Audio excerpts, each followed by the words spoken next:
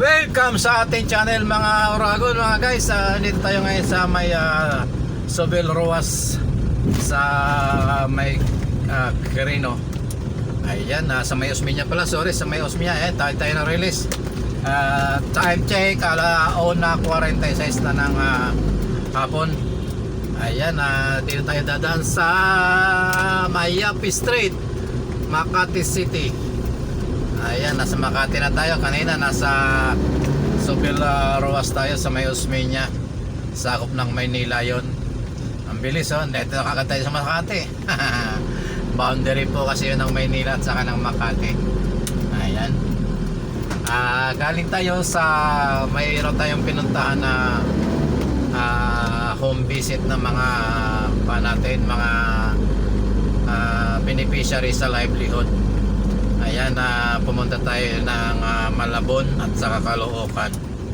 Medyo masikip guys yung mga daanan natin doon, pero nahanap natin yung isa, pero yung isa wala. Negative yung taga Malabon, hindi napuntahan. Wala rin sa bahay guys, nagtago na yan.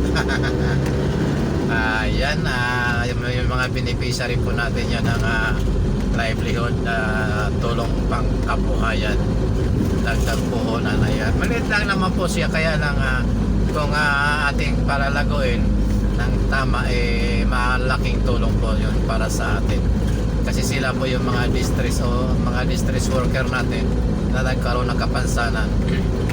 Work related po yun, kung saan doon po nakuha nila yung mga kapansanan nila or mga problema sa trabaho.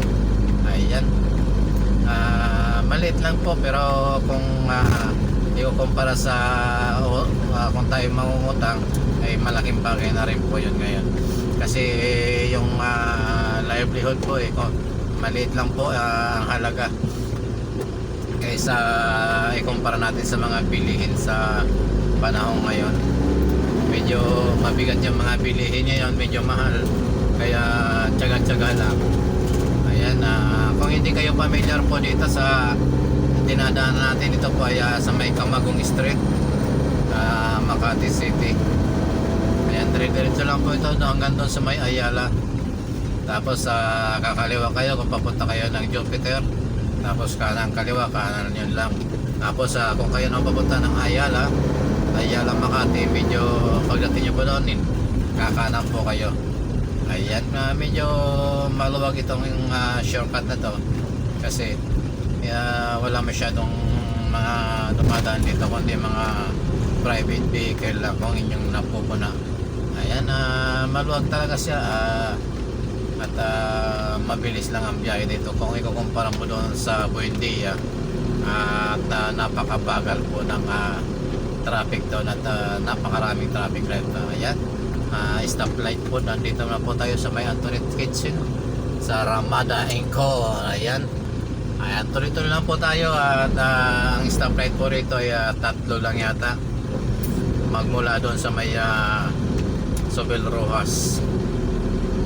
Ayan, malapit na po tayo sa may Meralco. Ayan, dito na po tayo sa Secret Heart Street sa Makati pa rin, malapit po sa Meralco. Ayan, pagkatapos po nito sa dulo ng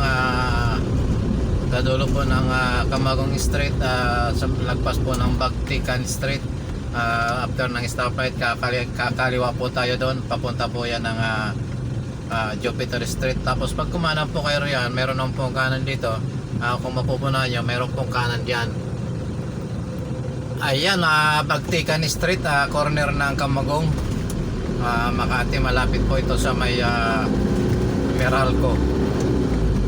Ayan, at kakaliwa po tayo dito sa may Ayala Avenue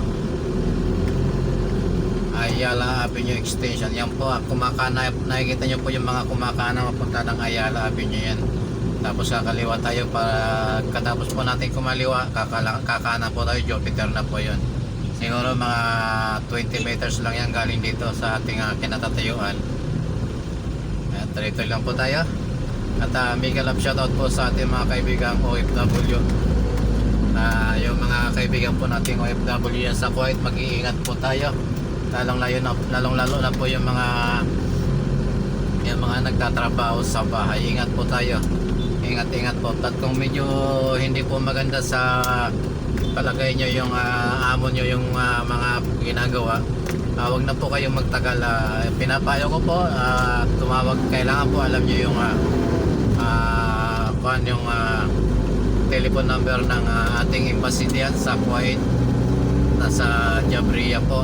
Sana alam nyo yung mga telephone number ng Pulo OWA or ng mismong embassy. At kung medyo hindi po kayo sa palagay nyo, hindi kayo matutulungan ng ating mga tao dyan sa embassy, mas mabuti po na makipag-ugnayan po tayo kay Senador Rapi Tulfo. Ayan.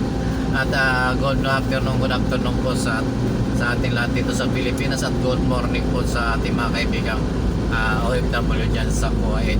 Good morning po sa inyong lahat dyan. At mag-aalas 6 na ng umaga dyan sa Kuwait. Dito sa Pilipinas naman ay mag-aalas 2 na ng hapon. Ayan, kung saan medyo tanghali na tayo, napagtanghalian kasi medyo hapon na pala, sorry, kasi medyo malayo-layo yung pinunta natin.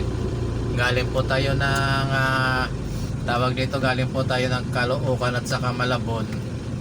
Medyo looban yung mga pinunta natin, kaya medyo nahirapan tayo maghanap. Ayan, shoutout po sa mga kaibigan natin sa Kuwait na patuloy na nagtatrabaho at nakikipagsapalaran sa kanilang buhay. Huwag po tayong mag-alala kung ang amo po natin mababait naman, at kung doon naman sa mga masalbahe ang amo, dapat alam nyo po ang inyong karapatan. Sana alam nyo rin po ang telephone number ng ating mga embassy, or kapag hindi po wala pong aksyon na ginawa yung ating mga government official dyan sa ating embahada, mas mabuti po na makipag-ugnayan na kayo dito sa Pilipinas, kung saan po mapapadali yung pagtulong sa inyo.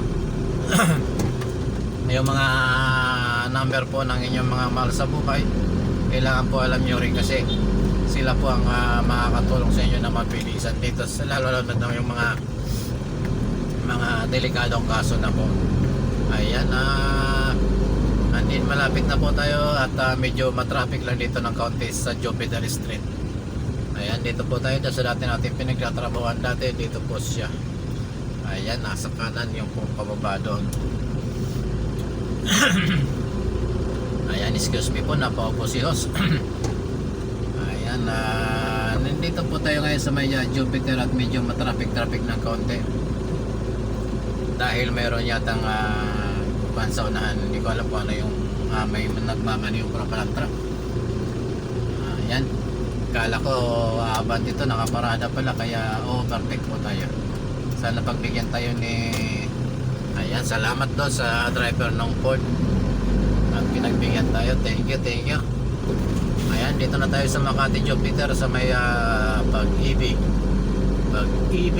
ko sa'yo'y totoo. Ayan, pag-ibig ko rin sa'yo'y totoo, pag-ibig.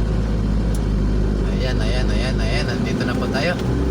Medyo malapit na tayo sa ating opisina, kaya ingat po tayong lahat sa ating mga kaibigan dyan.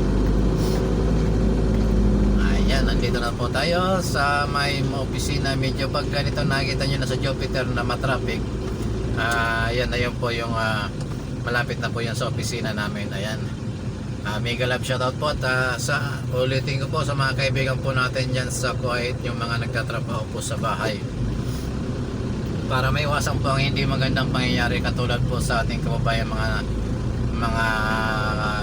na maltrato or nagahasa daw ng mga employer, or yung bagong nangyari niya sa Kuwait sa ngayon. Sana wag na pong mauulit yun, at sana maging alerto po tayo at alam po natin at ang ating karapatan. Unang-una po, alamin po natin yung telephone number ng Philippine Embassy dyan sa Jabriya. At yung wag nyo pong kalilimutan yung mga telephone number natin na contact dito sa Pilipinas, o yung mga mahal natin sa buhay. Ayan. At malapit na po tayo pumasok sa ating lungga or ating parking area. Ayan, nandito na po tayo at papasok po tayo sa ating parking area. Ayan, panoorin nyo po, tingnan nyo po kung gaano ka lalim yung aming lungga rito. Medyo madilim siguro. Ayan, nandito na po tayo, pababa na po tayo ng parking area. Shoutout po sa mga kaibigan nating guardia rito, yung mga guard na mababait. Ayan, wala yata yung guard natin na kaibigan dito. Wala tayong sakay kaya hindi niya tayo kailangan tulungan. Ayan, wala sir, wala tayong sakay. Ayan, dito tayo ngayon. Magmamaneobra tayo. Meron ditong tawag dito, meron ditong maghahakot ng pera, maghahakot ng kayamanan ng SSS. Ayan, nakita nyo po yung mga kotse nakaparada rito sa loob ng o sa ilalim ng aming parking area. Nandito po kami nagpapumaparada sa basement. Ayan, shoutout po sa lahat, sa mga kaibigan natin. Ayan po, dito na po tayo, paparada na po tayo. Maraming salamat po sa lahat ng ating kaibigang OFW, sa ating mga subscriber. Again po, inuulit ko po sa lahat ng mga kaibigan nating OFW, mag-iingat po kayo dyan, sa lalong-lalo na po yung nasa Middle East.